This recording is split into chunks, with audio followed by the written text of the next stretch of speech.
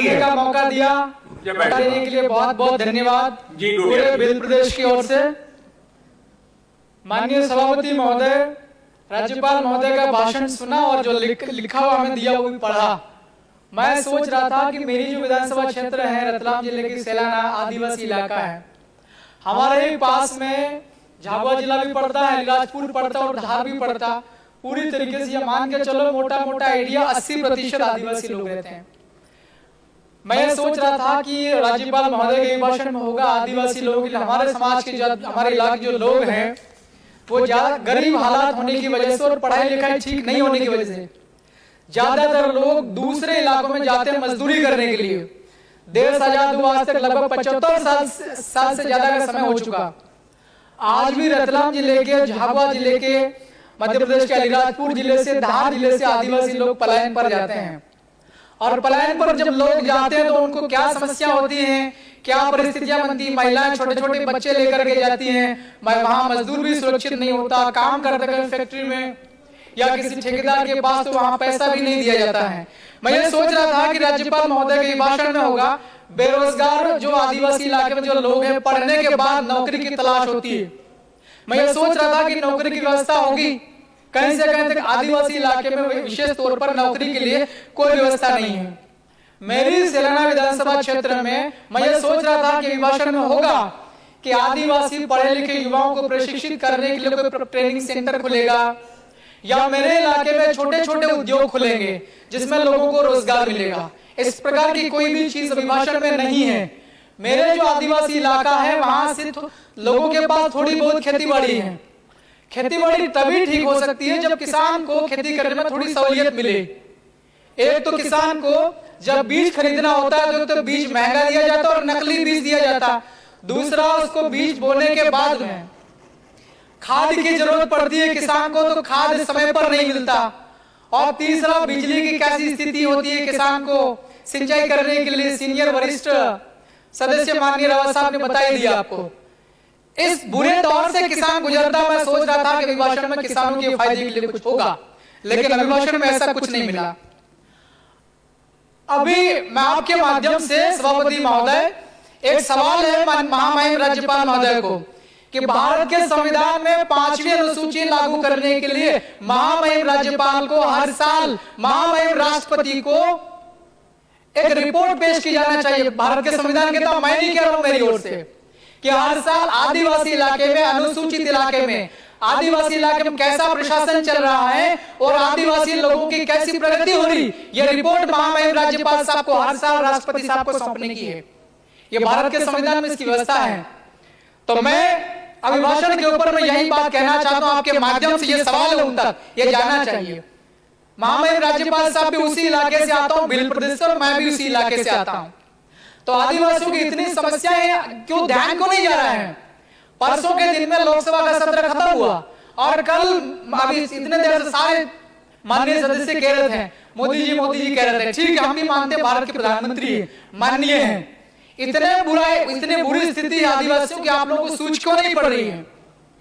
मैं सोच रहा था कि अभिभाषण में होगा कि मेरा जो इलाका आदिवासी बहुलता वाला, आबादी वाला, वहां एम्स की स्थापना करके जाएंगे मोदी जी, एम्स का लोकार्पण करके जाएंगे, उसकी घोषणा करके जाएंगे, IIT की घोषणा करके जाएंगे मोदी जी। मैं ऐसा सोच रहा था। आपके मोदी जी भी फेल हो गए। अब ये बात हो रही राज्यपाल साहब के अभिभाषण की। राज्यपाल साहब के अभिभाषण पर भी मैं सोच रहा था कि वहां एजुकेशन सिस्टम को ठीक करने की बात कही जाएगी अभिभाषण में। आदिवासी इलाके की स्कूल आप लोग देखेंगे वहां जाकर के क्या स्थिति है। मेरी विधानसभा क्षेत्र सैलाना पड़ती, वहां पर राउटी नाम का एक कस्बा है। अभी करीब 5-7 साल पहले कॉलेज खुला, केवल 2 टीचर्स है वहां पर, केवल 2, और कॉलेज है। हम सब लोग पढ़े लिखे लोग, हम सब माननीय विधायक हैं, आप लोग पढ़े लिखे हैं। कॉलेज को चलाने के लिए कितने प्रोफेसर की जरूरत पड़ती है, कितने फैकल्टी होना चाहिए, और वो भी एक स्कूल है, वो भी जर्जर भवन है। उसको PWD ने घोषित कर रखा है कि वो जर्जर है, वो स्कूल पुराना है और कभी भी गिर सकता। उसी स्कूल के अंदर में कॉलेज चल रहा है। मैं ये सोच रहा था कि राज्यपाल साहब के अभिभाषण में मेरा जो राउटी में कॉलेज चल रहा है वो कॉलेज, उसके लिए कोई बिल्डिंग बनेगी या कोई हम लोग नई फैकल्टी वहां जो लोग मांग कर रहे हैं वो बनेगी, ऐसा कुछ भी जिक्र नहीं है। पैसा कानून बना 1996 में और नियम बने 2022 में। जैसे जितना आप लोग करने के लिए नियम बना वो भी सारा उल्लंघन हो रहा है। अभी हमारे विपक्षी एमएलए साहब ने कहा था, डॉक्टर हीरालाल जी अलावा ने, अभी धार जिले में डही में एक आदिवासी नौजवान जब अवैध तरीके से शराब की बिक्री होती है आदिवासी इलाके में, घर घर उस प्रकार से दारू की बिक्री होती है जैसी गर्मी के समय में आइसक्रीम बेची जाती है कुल्फी पर, उस तरीके से दारू बेची जाती है।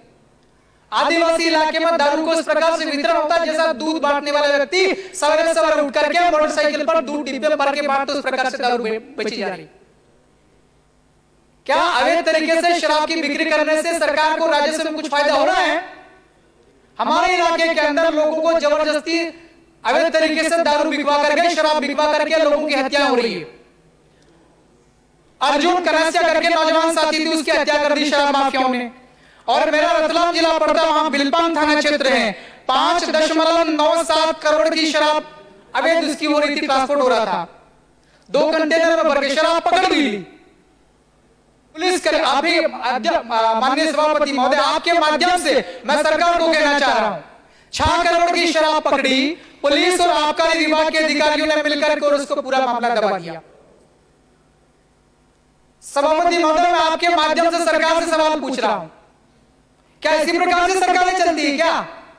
अवैध तरीके से शराब की बिक्री हो रही है, लोगों को मारे जा रहे हैं। मैं राज्यपाल महोदय के अभिभाषण में यह भी सोच रहा था कि पैसा कानून होगा वो ठीक से लागू होगा। लाखों की तादाद में आदिवासी लोग जो है जंगलों में रहते हैं, कई सालों से, कई सदियों से वो लोग अपने जंगल काट करके और अपनी आजीविका वहां पर जी रहे हैं। मैं ये सोच रहा था कि जिन लोगों ने फॉरेस्ट के वन अधिकार पत्र लेने के लिए जिन लोगों ने आवेदन कर रखे हैं, उन आवेदनों की दोबारा से पड़ताल होगी और उनको वन अधिकार पत्र दिए जाएंगे। महामहिम राज्यपाल महोदय के अभिभाषण में इस प्रकार की कोई भी बात नहीं कही। वन अधिकार इतने सालों से, आपको पता होगा ना, 5 जनवरी 2011 सुप्रीम कोर्ट का यह जजमेंट कहता है कि सबसे पुराना समाज आदिवासी इस देश में है, इस मुल्क का मालिक आदिवासी है, और हम सभी समाज के लोगों के साथ मिलकर के रहना चाहते हैं। 22 तारीख को उत्तर प्रदेश के अंदर अयोध्या में इतना सारे माननीय सदस्य चिल्ला चिल्ला के बोल रहे हैं, 4-5 दिन से मैं देख रहा हूं। आप पहले ये बताइए, भगवान श्री राम जब जंगल में गए थे तब कोई महल का व्यक्ति उनके साथ में नहीं आया था सपोर्ट में। माता शबरी जो बेल समाज की थी, उन्हें झूठे बेर टेस्ट करके खिलाते कि कड़वा बेर या सड़ा हुआ बेर न चला जाए राम जी के मुख में। तो उस दिन 22 तारीख को अयोध्या में इतना बड़ा कार्यक्रम किया, राष्ट्रपति महोदय को आपने नहीं बुलाया जो आदिवासी समाज की थी। तमाम प्रकार के पूरे देश में इतना सारे विधायक आदिवासी, उन सबको बुलाना चाहिए था। ये विधायक लोग सभी राज्यों के सभी ये सांसद लोग आदिवासी समाज के, ये इस भारत देश के लिए देवता के समान है। इन लोगों को आपने क्यों नहीं बुलाया है? और जिस प्रकार से माता शबरी का राम जी का कार्यक्रम हुआ, ऐसा कार्यक्रम माता शबरी का भी होना चाहिए। जहां जहां भगवान के पैर पड़े वहां तो आप लोग कर रहे हो कि हम लोग इसको तीर्थ स्थल बनाएंगे। शबरी माता किस काम से आती थी, ये कहां रहती थी, इसके भी आप लोग को ढूंढना पड़ेगा, बनाओ तीर्थ स्थल। जिस प्रकार राम जी का कार्यक्रम हुआ, हमारे लिए वो देवता के समान है। देवता हम लोग तो पूजा करते हैं। आदिवासी समाज का आदमी सवेरे से उठने से लेकर के शाम को सोने तक हजारों बार जिन लोगों से मिलता है, 2 बार राम राम बोलता है, 1 बार जय श्री राम नहीं बोलता है। तो जिस प्रकार से शबरी माता का आप लोगों ने छोड़ दिया ना 22 तारीख वाले कार्यक्रम में, ऐसा कैसा राज्यपाल साहब के अभिभाषण में आदिवासी लोगों को बिल्कुल छोड़ दिया। सिर्फ जंगल में जो है तेंदुपत्ता, उसको 4000 रुपया बोल रहा है, कितना देने का बात का है ना, 4000 रुपया देने का बात का। आदिवासी इलाके में एम्स कौन खोलेगा? क्या हमको नहीं पढ़ना है? आदिवासी इलाके के अंदर IIT कौन खोलेगा? कमलेश्वर जी, अब आप समाप्त करें। मैं समाप्त कर रहा हूं सर, पहली दफा बोल रहा हूं, मैं बहुत गरीब आदमी जीत करके आया हूं। मैं इसी प्रदेश के लोगों ने मुझे वोट देकर के जिताया, मुझे दूसरे राज्य के लोगों ने नहीं जिताया, पाकिस्तान के लोगों ने मुझे वोट नहीं दिया है। बोलने के लिए सब बोलना पड़ेगा ना, मैं कानून का पालन करता हूं मैं खुद भी। और हमारे आदिवासी इलाके में बच्चा पैदा होने से लेकर के बूढ़े होने के मरने तक जितने भी आपकी योजनाएं चल रही, एक भी योजना ठीक से नहीं चल रही है। नरेंद्र मोदी जी आपके हमारे सब क्यों माननीय है, उनकी तमाम प्रकार की योजना होगी इस भारत को आगे बढ़ाने के लिए। नल जल योजना में कितना बड़ा घोटाला हुआ, पूरे मध्य प्रदेश में तय करो। मैं तो कह रहा हूं कि हमारा जो इलाका में 2500 करोड़ के आसपास काम हुआ, ठीक है ना। आप लोग सर्वे करेगा, मैं खुद ही जैसे भी रावत साहब कह रहे थे कि वो बिजली वाला मेरी उपस्थिति में आप लोग वेरीफाई करो। अब मैं भी विधायक हूं, मैं भी चुन करके आई हूं, मेरी उपस्थिति में नल जल योजना कितने घरों तक आपने नल के माध्यम से पानी पहुंचाने के इंतजाम किए हैं, मैं खुद खड़ा लेकर हम वेरीफाई कर लेते हैं। 90% काम फर्जी हुआ है। कागज में कह दिया कि नल चल रहा, नल में पानी आ रहा, वहां जाके देखेंगे कोई नल नहीं बिछाया है और कोई पानी का कोई स्रोत तैयार नहीं किया है। ऐसी स्थिति हो रखी है हमारे इलाके में। तो दूसरे जिलों में, दूसरी विधानसभाओं में भी मेरे ख्याल से यही हालात होंगे। आप समाप्त करें। और समाप्त कर रहा हूं श्रीमान जी। जी। तो मैं अपेक्षा करता हूं कि आगे जो भी काम होगा आदिवासियों के हितों का ध्यान रखा जाएगा। और बोलने के लिए मौका दिया, बहुत बहुत धन्यवाद, शुक्रिया। जय भील प्रदेश। धन्यवाद कमलेश्वर जी। सदन में आपका ये पहला भाषण था, बहुत ही सारगर्भित था, बहुत अच्छी प्रस्तुति थी। आपको मैं उसके लिए बधाई देता हूं।